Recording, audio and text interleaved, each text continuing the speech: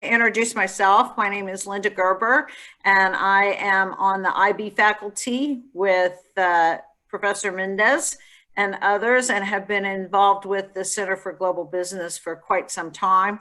And it's very exciting to see the things that are going on right now, including the commitment of our alumni and other industry leaders to participate in these kinds of forums, because it gives us a wonderful opportunity to bring the kind of knowledge that is out there in the real world and bring it in for you so you can hear what's going on now. And I think that's particularly true at this point in time. So the two speakers we have for today, panelists, first is Matt Hansen, and Matt is a UT alum. He worked for many years in financial services. He actually began his career as an investment advisor, investment banker at Bear Stearns, and then were in a variety of different capacities, and he's had over 20 years experience in private equity. And last year, he founded his own investment management company called Financial Services Capital Partners. And he is very much involved in various kinds of financial services activities, but he also is involved in various charity activities as well. So really a well-rounded guy. And he is actually president of the Texas Exes Association in London and is a big Texas booster. So, and I see that Matt has joined us. So Matt, I went ahead and gave him a little bit about your background just so we could move things along here. I told him about your history in financial services and your experience there, as well as being a UT supporter and president of Texas Exes in London. Is there anything else that you would like me to add that you think is going to be particularly useful here? No, well, I don't know what else there is to say, but yeah, I'm a UT grad, 98 in finance. I also have an MBA from Columbia University and London Business School, and have been doing private equity on a global basis for 3 decades now at Madison Dearborn Partners, Cerberus Capital Management, Atlas Merchant Capital, and I've recently set up my own private equity fund called Financial Services Capital. And we acquire banks, insurance companies, asset managers, and other businesses in the financial services industry in Europe, which is a pretty interesting time to be doing it. I can imagine with Brexit going on now, there's always change going on. We do live in interesting times. Indeed. And Matt, David has not joined us yet, so you may be the heavy lifter on this. We'll see whether he's having any technical difficulties there. But for everyone, one of the things I wanted to do is sort of start off with a quote that David has in one of the Center for Global Business Global Insight pieces. And if you all have not seen these, they are wonderful. You get these snapshots from leaders in various industries about what's happening now. Both Matt and David have made many contributions to that. And so if you want to hear more from these people, you can visit the Center for Global Business website and catch up on some of the very useful and intriguing insights that these different leaders have. But one of the quotes that David put in one of his pieces in that Insight series was from Milton Friedman.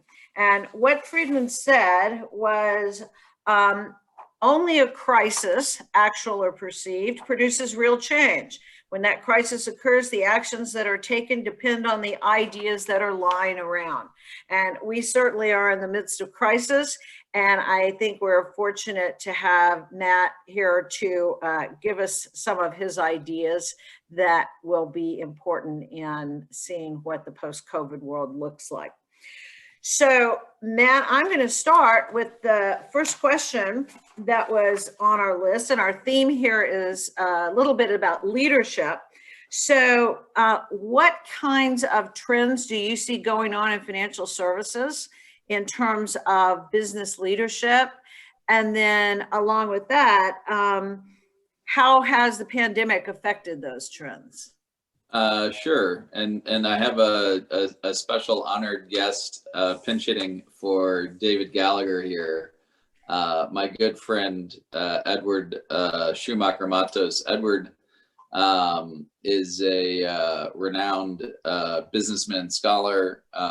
He started several media businesses. He was the editor-in-chief of the Wall Street Journal's global Latin American and Spanish language edition. So having editor of the Wall Street Journal with us. And let's see, he's the head of the Edward R. Murrow School at Tufts University. And he's it's Veterans Day, and he's also a Bronze Star award for valor winner from I think that deserves a head for that combo. From the Vietnam War, and he has his fair share of Texan in him. He started I think 5 different Spanish language newspapers in and around Texas, but I'll let him it's okay. I think we're fill in the other parts, and he heads up a lot of different organizations as chairman, and is a very decorated teacher, scholar, and businessman. Wow. Well, Matt, it's Kelly. Don't forget that Pulitzer Prize. Thank you so much for joining us. And I forgot to mention he won a Pulitzer Prize. Anyway, it's wonderful to be here, and I love anything Texan, so I think it's cool. So thank you. Thank you for being here. And naturally, we're very sorry David couldn't join us, but it sounds like Matt delivered big time on a replacement at this point. So thank you.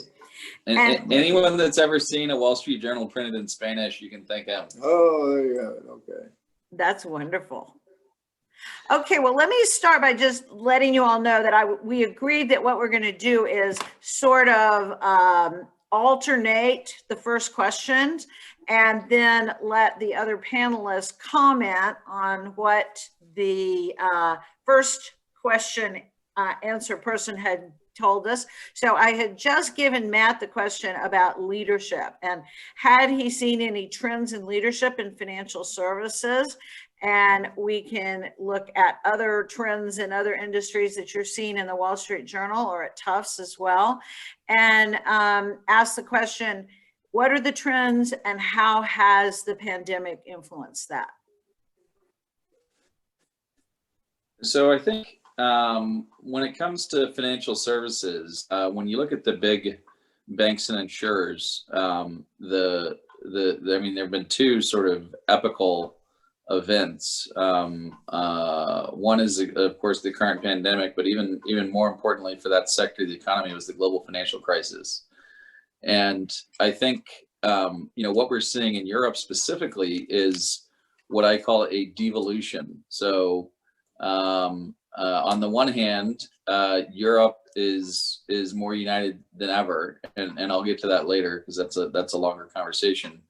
But on the other, as far as the big banks and insurers, the politicians and regulators in, say, France, are sort of influencing and pushing the large flag carrier banks in their home countries to focus on their own backyard. And what does that mean? It means that Credit Agricole or BNP Paribas have been on a 30-year sweep of flag planting around different countries in Europe, and the regulators and politicians are saying, please divest yourself of those non-home jurisdiction subsidiaries. You're also seeing the European bank incursion into investment banking, that had been led by the likes of Deutsche Bank and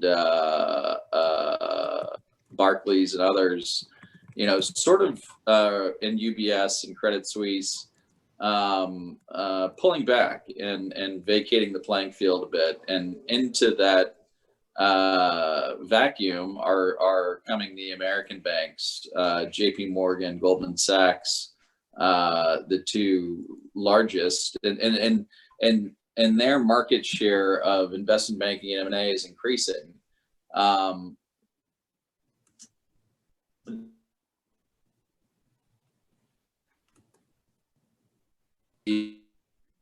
Matt, I don't know if you can hear me, but I think you may have frozen up there.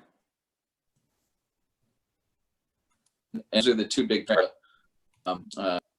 counter to the broader political and climate that was created by Brexit and COVID. And let me just go ahead and talk about those a little bit now. We can talk about them more later, but COVID is, of course, a global pandemic. It knows no borders.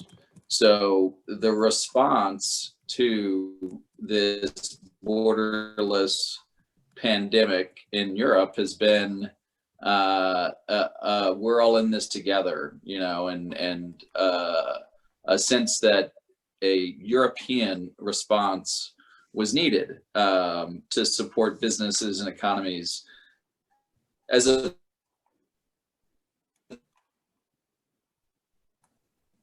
so European Central Bank and the European Stability Mechanism and some of the European-wide initiatives that were started in the global financial crisis have been expanded. Now there's a 1.35 trillion sort of pool of money that the ECB has issued. Now this is the first time the ECB and Europe as a whole have issued, significant amounts of supranational debt. It's not, and they issued, 30-year debt, and the continent as a whole is responsible for repaying it.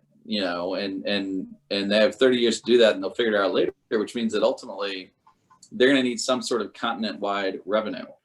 And so now, the COVID has, the response to COVID has caused Europe to issue super sovereign European level financial instruments en masse, and that then incurs an obligation on a European-wide repayment of it.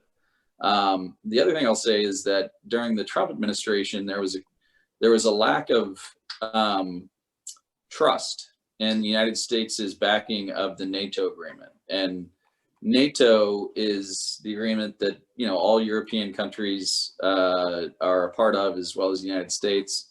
And that agreement is essentially what let Europe sleep soundly at night, knowing that Russian incursions on their or other incursions on their eastern flank, so sort of the newer countries in Europe, was covered by this treaty and would incur the wrath of, the largest military on earth. With Donald Trump, they were a little less able to count on and rely on that. So France has brought forward and is pushing, and I think will succeed at achieving a European army, for lack of a better word. They have a different phrase for it. I think it's a European response force, but that's gonna create the recreate a European industrialized defense. It's called the European Defense Fund, and that's in response to America's frankly lack of leadership on the global stage under the Trump administration. So there was a lot in there. So sorry if I overstepped the question. Edward, do you have any sort of thoughts on global trends in leadership from your perspective? in the midst of the pandemic and recent history? Well, I think the United States has suffered tremendously in the world. And I think we're seeing the rise of leaders in all regions of the world. And the not just the rise of nationalism, but also the rise of leaders for their sections. I've done programs in Southeast Asia and India and things like that. And it's fascinating to watch the way the Indians more and more are taking leadership in South Asia and in the Asia Pacific, and with the way also in Southeast Asia, the Malaysians, the Indonesians, they're all terrifically concerned about the United States, about China. And they want to find a way to accommodate China, but they also know they can't rely on the United States. And so more and more they're finding ways themselves to assert their interests and their own leadership, or they're joining together to be able to protect themselves. And I think you see that both on the finance side. I think just what you said, I think is true. It happens on both the economic side and on the defense side. In some extent, you even see some reactions in Latin America and other places like that. Africa is a big competing ground. But those middle market countries, it's really, in addition to what you talked about in Europe, in the middle market countries, you're seeing somewhat the same thing beginning to emerge. So that's probably not terribly encouraging from the point of view of the United States, and it obviously would take time to rebuild that leadership. But with this idea that there is a shift in leadership to other places in the world, could be a positive force. Do you expect it's going to be multilateral leadership, or are we going to see some specific leaders emerge? I think a mix of the two. There is one thing that's interesting, is that so many of the leaders who are emerging in all these parts have been American educated. And so, precisely the sorts of things that you're learning here are the kinds of things they've learned and the skills that they've taken, and they're so skill oriented. That they understand the United States, but they also understand concepts of leadership and what it takes to lead, not just as a type of autocrat, but actually to lead, to pull people together, to sort of modern leadership skills. And I think you see a whole new class of that rising everywhere. And with that is a confidence that they can build the kind of coalition they need. They can build the sort of support they need. That they are not totally reliant. I mean, they reliant on the United States. Don't get me wrong. They still want the United States there because they're all very concerned about China. But that said, more and more they're thinking of what they can do on their own. And that whatever that is that's on their own, oftentimes may not be what's most in the United States' interest. So that's why it's a great concern to the United States. It's not like, oh, isn't it great that all these people are going to come up and pull more weight? Well, it depends on which direction they pull it, right? Yeah, and look, I mean, if is something good or bad? That's something that it takes 20 years and academics and people that take sort of a long scope of history to evaluate. Your first blush is that the current administration's retreat from being sort of the world's policeman, has all kinds of repercussions. Some of them, negative. America's influence and hegemony certainly has ebbed. Whether or not that's good for the world, time will tell. Whether or not that's good for the United States, time will tell. I think that America would serve itself by re-exerting that leadership and confidence, and that belief that America is led by a system of values as opposed to transactions. But I think it's too soon to judge. I think we can state what the facts are, and the facts are that these other people are on the one hand feeling self-empowered, but on the other hand feeling threatened, right? And that fear, that crisis, is a source of empowerment in itself. So creating a climate where you let that fear creep in, has been an undercurrent towards this rise and more pronounced individual assertions of statehood and leadership. All right. Well, thank you. And I'm going to just play on that theme a little bit on leadership and see if you have any examples, either in government, administration, or in industry, of leaders who are stepping up to the plate and successfully handling the economic downturn, the challenges we're in right now, and what are they doing that makes them successful? Yeah, and yesterday we were at JP Morgan Chase meeting with some of the leadership there here in New York. And a few weeks ago, we met with the CEO of JP Morgan Asset Management, and Jamie Dimon himself stopped in. And he comes to mind for sure. I think that his leadership of JP Morgan Chase has been exceptional. I think he's the greatest banker in the world currently, bar none. I would say Emilio Botín, during his lifetime, was the best in Europe, and perhaps a challenger to that sentence. But what did he do as a leader? Well, during the global financial crisis, he anticipated that. He wanted to create what he called, and is quoted as calling, a fortress balance sheet. So he really took a very hard look at on a granular basis, which is exceptional for an institution of JP Morgan size, of every single loan and exposure they had in their deposit base and their systems. That put him in a position of strength, right? In that climate, just being stable, just being resilient, which is different, right? Than doing anything proactive. It was evidence that just being consistent, stable, and defensive and resilient, while everyone else was sort of losing their cool and heads around you, that might not have looked proactive, and it wasn't proactive, but it positioned him following the crisis to be proactive, right? And JP Morgan has grown into that. I think in the depths of 2008 and 9, JP Morgan stock price was below 20, and now it's above 100. Its market share in the United States has grown incrementally, although it was already very large. But its market share in Europe and around the world has grown a tremendous amount. And JP Morgan is bar none, the most powerful financial institution in the world. And so Jamie Dimon comes to mind for sure. And I think it's emblematic of doing the small things right, as Bill McRaven famously epitomized in his now famous "Make Your Bed" speech. But sometimes just doing those small things right puts you in a position to really lead in a crisis.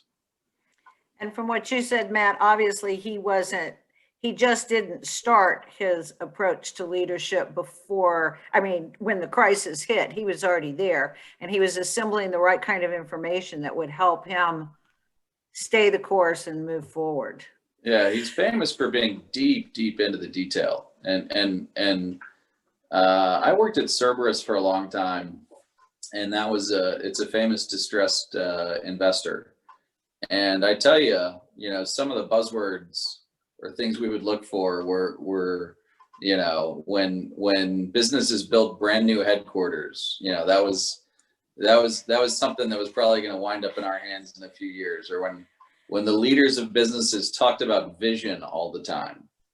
And I'm not saying vision's a good thing or a bad thing, but I will say that there is a high correlation between business leaders, having vision and then winding up in bankruptcy, and the business leaders that really pay attention to the detail and know their stuff, and to them vision is just doing their job right every day. Those never came across Cerberus's desk. Wonderful insight. Edward, what would you add to that? Well, I'd say on the political side, Angela Merkel is going to go down as one of the great leaders of the first half of the 20th century. That she has led Germany, such a key country, for so many years, and has managed to hold Germany together, to keep it such a dynamic country, through all of these crises and managed to keep Europe more or less, together as it goes through this tremendous transition with so many new members, which is extraordinarily difficult. All the pressure they're getting from Russia, in addition to the pressure they're getting from the pandemic and other crises. And you'd think, based on what you read and look at, that Merkel's seat itself, like her position, is the instrument of her power. But in reality, the Chancellor of Germany does not have power. It's a federal system, much like our own, and she has limited power. She has to go to the Bundestag to get anything she wants done. She has to, build consensus, behind herself, before herself, in the background. Right. She can't just lead like you think about, the American president has a tremendous amount of power vested in and of his seat, whereas Angela Merkel and German chancellors do not. But you see her being more effective despite the lack of power imbued to her position. Right. So it's sort of like modern leadership skills, which are, in some ways, if I can put it this way, also somewhat, more feminine than the old style masculine leadership skills, right? The old, we're going to go take that hill sort of a thing. It's much more teamwork. It's much more convincing people. It's much more having a real sense of values and self and respect for everybody and self-respect for yourself and really knowing how to know what's important. I think that she is someone we could all study and learn from. And I have a feeling lots of people are going to continue to be studying her for some time for those lessons. Yeah. Indeed. Yeah. We've got a number of questions that are coming up, and I think you covered some of those, but I want to add the question of what, if there are any changes on the horizon, and of course, Brexit is going to be an important one of those, and you all are positioned to have some insight into that. But things happening on the horizon that you think 10 years from now, we're going to look back and say that was a tipping point. Yeah, I think the combination of Brexit and the pandemic created a tipping point in Europe where, without it getting a whole lot of publicity, I mean, you could Google Hamilton moment Europe and come up with a couple articles, but it is probably one of the most profound leadership and political events in our lifetime. And I wouldn't say that it's a topic that people talk about, at cocktail parties or coffee shops or whatever, and it's happened, and what does that mean? Europe for literally thousands of years has been a bunch of different countries, peoples identified with almost like a tribal genetic identification, and the concept that Europe is a federal system like the United States of America, was sort of a glint in the eye of Helmut Kohl and his predecessor, passed on down to and Charles de Gaulle and Angela Merkel and now Macron, and what is a Hamilton moment? Well, the Hamilton moment in the United States was well after the United States had founded, and it was this looser conglomeration of states with a very limited federal government. The Hamilton moment was the nationalization of states' debt and the occurrence of debt and taxation at the federal level, and the combination of Brexit, right? And I say Brexit as if it were something that happened one day, but Brexit is something that has happened over 5 years, right? Over the lead up to the vote, and then the negotiation, and then protracted negotiation, and still ongoing negotiation. And what that extended period of separation created was a feeling in Europe of an us.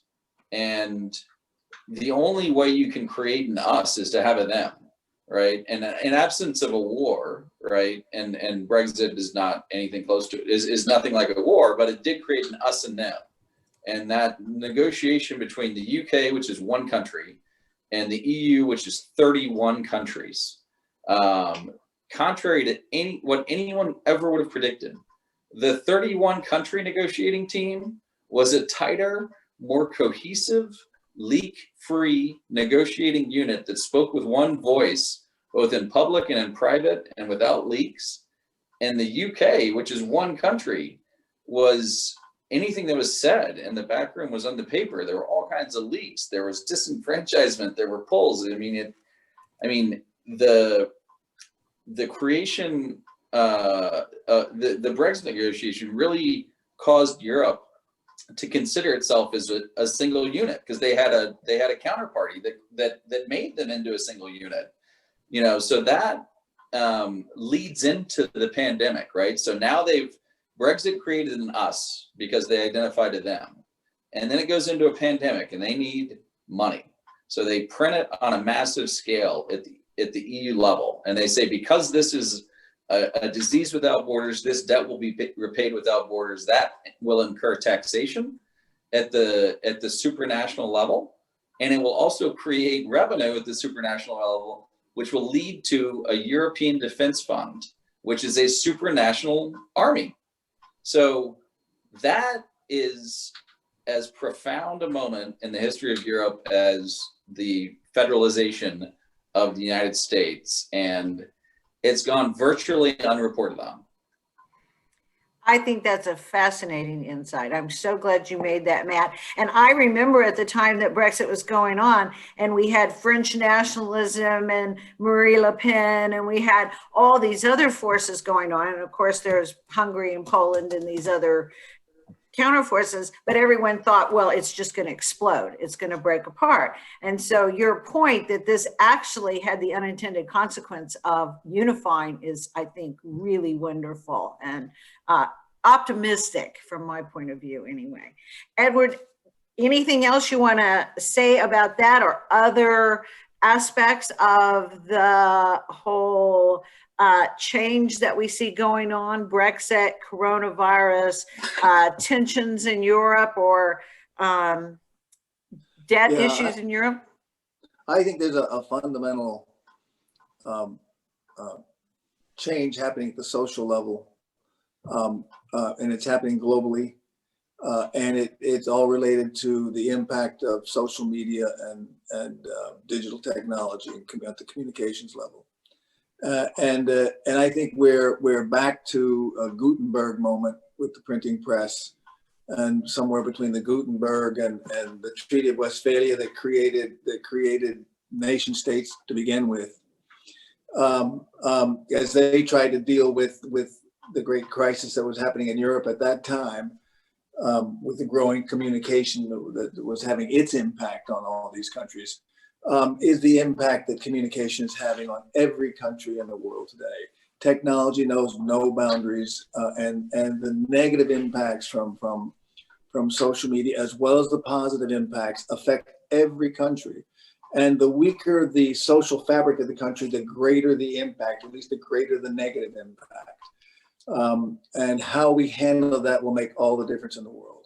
The Europeans have been leading the United States. Now the United States seems to be intent on wanting to catch up and to control social media more. I do hope that the two parties, there are leaders in both parties who see the issue and know that you have to deal with it, and they don't want to look at it as an ideological issue. They want to look at it as a social impact issue and something that we all know we need to control. And I just hope that they will do that.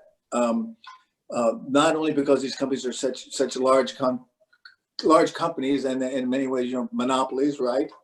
Depending upon how you want to define monopoly, but I think everyone has finally come to the acceptance that these are monopolies, number one. But number two, what's happening what it does to social cohesion. And without any kind of a social cohesion, countries fall apart. We're all built on trust and on norms and things like that. And the negative impact that can happen with social media is so profound. It happens so fast that the adults in the room are going to have to come up with new ways of controlling this. and some of the old formulas may not apply. And I'm a big First Amendment guy, and I come out of that whole world. But we may have to begin to redefine what freedom of speech is and what freedom of press is. We may, we have the American model, but there are other models in other countries that seem to work very well. Thank you very much. They have very strong democracies. But if we can't deal with this, what will prevail, what will win in the end, without doubt, from my point of view, is the authoritarian model. If people feel insecure, they will always go for a strong leader and security. Security always is number one in any country, in any society. When people begin to feel insecure or threatened, they go for whatever is going to protect them. And that includes dictators or whatever it may be. You find many Chinese who actually like the Chinese model precisely because it brings peace in the streets. And we're going to have the same thing happen here and happen in other democracies if we can't kind of have some sense of social stability and of peace amongst ourselves, right? And some sense of trust that holds a society together instead of what is tearing us apart needlessly with what's happening on social media. Well, you're certainly presenting a major challenge that, as you mentioned, the European Union is sort of leading the way on that. And I think it'll be interesting to see to what degree we join in that, as President-elect Biden has said he's going to join the Paris Climate Accord. I wonder if this will be more in the collaborative nature there. And I'm going to actually go to some questions that have been coming up in the chat room and try to consolidate a few of these, because there's been several questions that deal with what's going to happen now under the new presidency. Will it affect trade relationships? How will it affect our collaboration? And how will it affect the role of the EU as a new leader, or not a new leader, but a growing leader in the global economy? So I'm sorry, I kind of lost the question in the preamble. Questions are coming. Okay, gotcha. Okay, so I was really asking about Biden's being president-elect. How do you see that affecting things, and how do you see that affecting U.S. EU or U.S. UK relationships?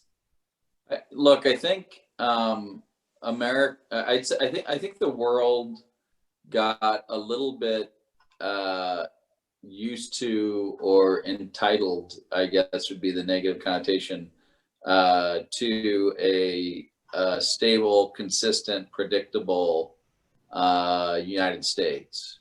I think that the hyperbolic vicissitudes of the Trump administration, some of them very strategic, some of them were intelligent and thoughtful. I think the position vis-a-vis China and trade were deliberate, and sometimes those would be good instruments, but sort of applied too broadly and too ubiquitously, it creates a feeling of instability, and instability leads to an authoritarian reaction. And my hope is that, if nothing else, a desire for an end to discord is going to, ultimately lead to a settling down and ebbing of discord. And I think that the world thinks that's going to happen, and certainly the markets think that's going to happen. Well, maybe we will see the outcome of an us versus them that happened in the EU. Maybe that'll be a unifying force as we see more authoritarian regimes out there, maybe building their power base in a vacuum, or what could be a vacuum if we don't work together. There were some talk about you mentioned earlier the bonds that the central bank are issuing in the EU. Does that cause any particular vulnerabilities for some countries over another? That was one of the students' questions, and I thought it was interesting.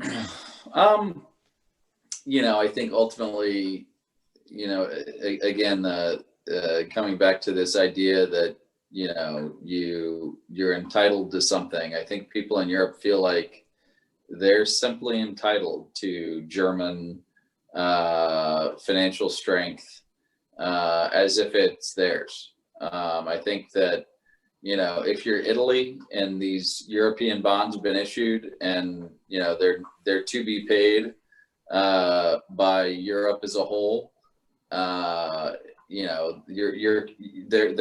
might be thinking, oh, great, free money. Germany will pay that back. So I think that Germany has done a lot for Europe and European resilience and cohesion, and certainly the financial strength of the German economy underpins the low interest rates and ratings and financial cohesion on the continent, and also France. Okay. But the sort of weak link in that is the fact that Germany is a democracy, and it's not impossible to create a scenario where, as stable as it seems, you could have a UKIP equivalent happen in Germany, where they say, hey, guess what? We're tired of footing the bill. And when we do things like, back the bailout of Greece, and when we back the bailout of Italy, we still haven't gotten our thank you note. It seems like every time we step into the breach, we get nothing but heck for it. So we're done. And I think, then would the answer be the vulnerability is Germany getting tired of that, and then that leads to the vulnerability of the rest of the EU? Yeah. Germany says, hey, you guys feel so entitled to borrow our financial might for your own purposes. That we'll see how you feel about that entitlement when we stop doing it. And that would be sort of a far right UKIP-esque reaction in Germany that would have repercussions. So I think one way is to end the sense of entitlement, but also I think that risk is pretty low, but it's there. Yeah, I think that extends beyond Germany, because really it goes through all of Scandinavia, the Dutch. Sort of a north-south divide in Europe. Yeah.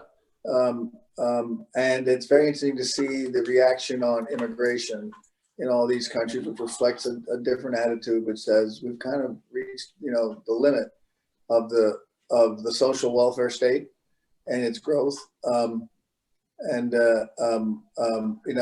There are rules that we want to be able to save that state, to protect that state, that social welfare state.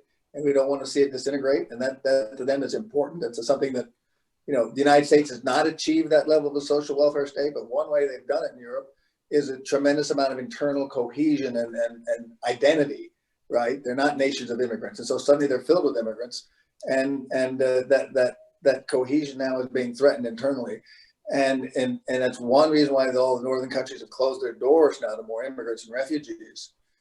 As they try to make sure that they have that kind of internal strength.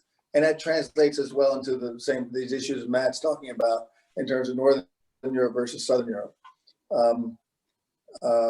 It would be nice. I think the Spaniards have sort of caught on about the dynamism of immigrants. The Italians have a harder time understanding that. I mean, there's been a huge brain drain of Italy. I mean, all the brilliant Italian economists and business leaders are in London or in Paris or in New York, unfortunately, and it's a very old society.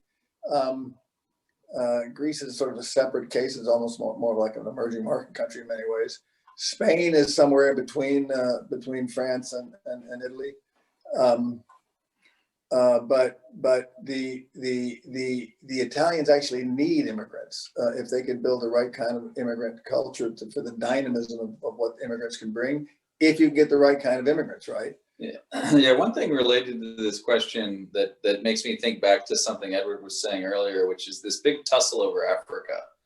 And it's not probably something that's on the radar screens of a lot of the students in the audience today. But countries in Africa, whether it's natural resources or large workforces or populations, they're kind of pushed into a situation where they either accept Chinese money or American money and influence, or European money and influence, and there's a bit of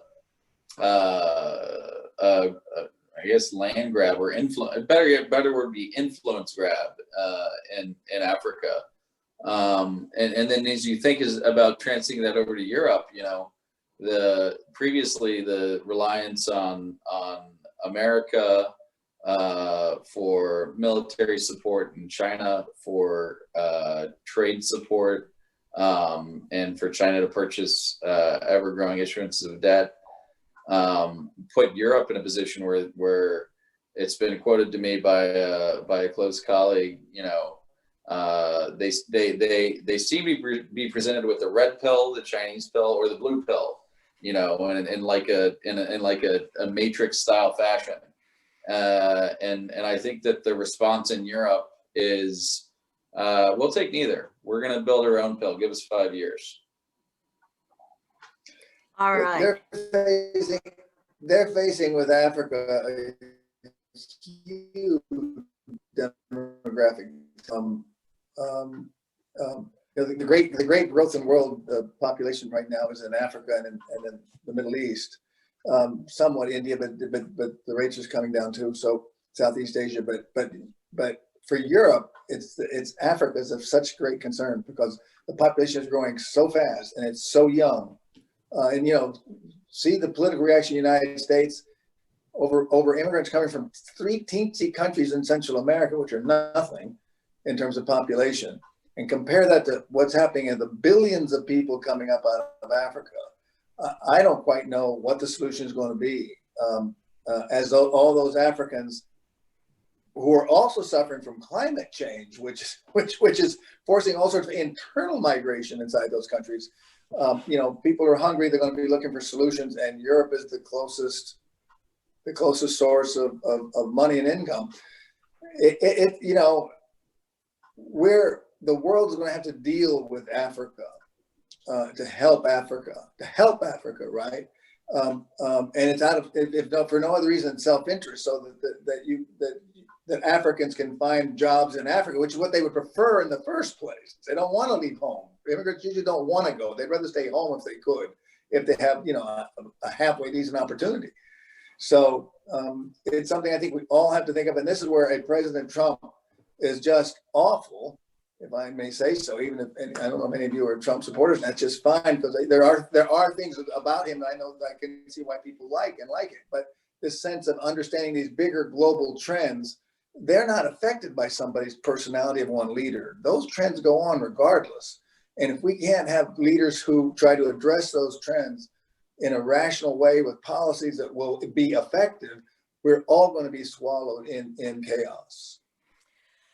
Well, I really appreciate you bringing all of these really significant global issues that are going to affect these students' personal lives as well as their professional lives for many, many years to come. So I hope they're all paying attention. It sure looks like they are. And they've asked some wonderful questions.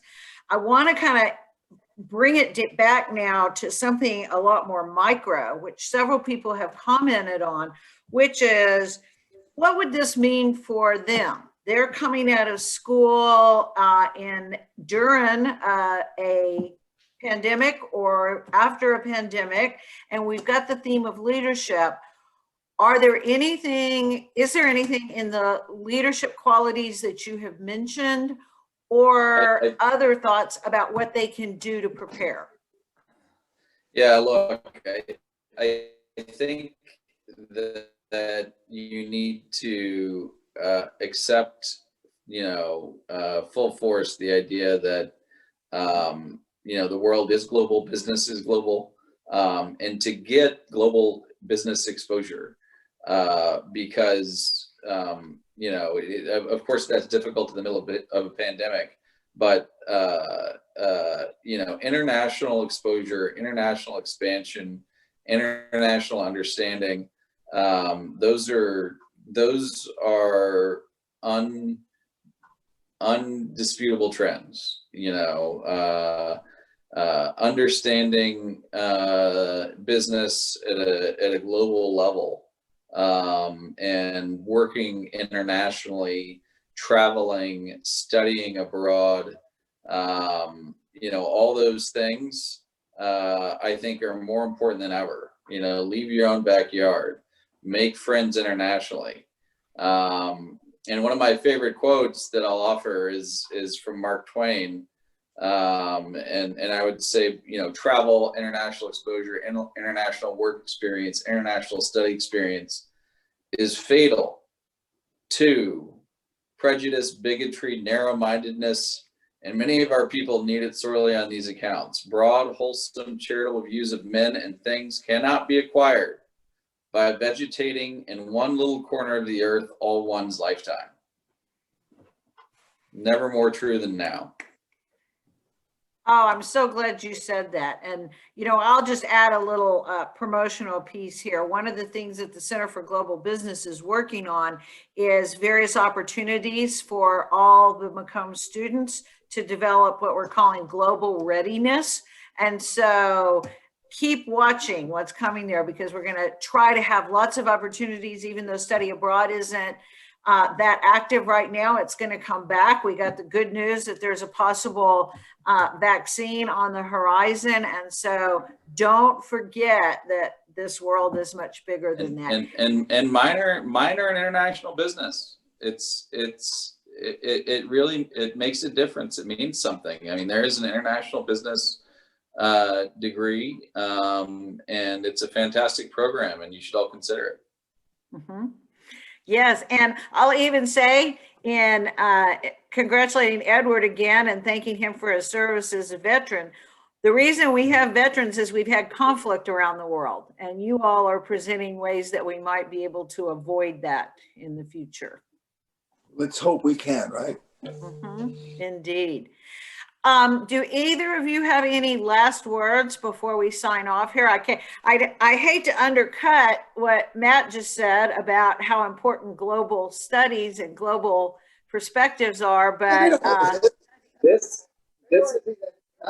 is what a gold star looks like. In case anyone wants to see what a gold star looks like. So we're in rarefied air on Veterans Day. You're boring these students, man. You're boring these students.